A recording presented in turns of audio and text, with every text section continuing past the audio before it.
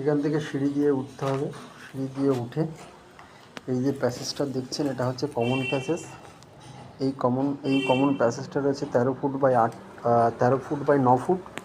আর এটা হচ্ছে আপনি দেখতে পাচ্ছেন, এটা হচ্ছে লিফটের ঘর, যেটা লিফট।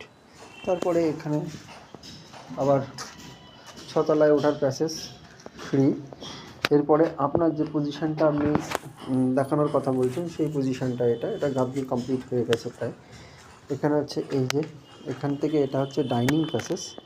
এই যে ডাইনিং প্যাসেজটা দেখছেন, এই ডাইনিং প্যাসেজটা রয়েছে আপনার 26 foot by 16 foot. 26 foot by 16 foot.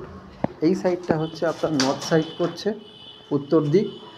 এই ডাইনিং প্যাসেজে আমরা দুটো জানলা রেখেছি।